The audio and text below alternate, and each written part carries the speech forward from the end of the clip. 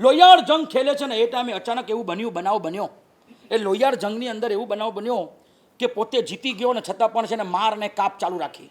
તમે classical music તરફ વળો, તમે ધડાધન ને ધમાધમ ને, તમને ખબર છે ભરતનાટ્યમ ને કથકકલીનું નાટક તમે જોયું છે નૃત્ય? તમે રેપ સોંગ ઉપર ડાન્સ કરવો હોય તો 40x60નો સ્ટેજ નાનો પડે, અને તમે ભરતનાટ્યમ ને કથકકલી કરવું હોય ને 4x6નો પ્લેટફોર્મ આપો, એ કામ તેમ ન થાય.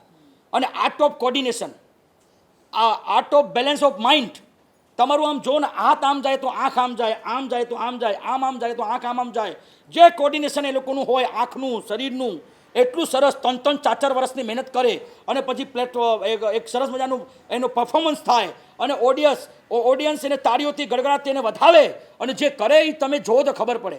આ તો કૂદાકૂદ, અહીંથી કૂદકો માર્યો તો અહીંયા, અહીંથી કૂદકો માર્યો ત્યાં, ત્યાંથી કૂદકો માર્યો ત્યાં, સ્ટેજ એને નાનું પડે સ્ટેજ તોડી નાખે, એટલું બધું કૂદાકૂદ કરે. તમારા લગ્નની અંદર આવા તમે સંગીત સંધ્યા રાખો ને, આવી આ બેચલર પાર્ટી કરીને કરવાનું શું છે તમારે? બસ ધમાધમ ને ધડાધડ કરવાની. તમને ખબર છે, હમણાં ન્યૂઝ વાંચી, બેચલર પાર્ટીમાં વરરાજાનો એટેક આવીને મરી ગયો. તપાસ કરી તો ખબર પડી વધારે પડતું મ્યુઝિક હોવાના કારણે, હાર્ટબીટ વધવાના કારણે એ વરરાજાની ડેથ થઈ ગઈ. તમને સમજાય છે આ વસ્તુ કે નથી સમજાતી કે ઉપરથી જાય છે? હુમાયું નામ સાંભળ્યું છે? સમ્રાટ હુમાયું લોહિયાળ જંગ ખેલે છે. લોહિયાળ જંગ ખેલે છે ને એ ટાઈમે અચાનક એવું બનાવ બન્યો. એ લોહિયાળ જંગની અંદર એવું બનાવ બન્યો કે પોતે જીતી ગયો ને છતાં પણ છે ને માર ને કાપ ચાલુ રાખી.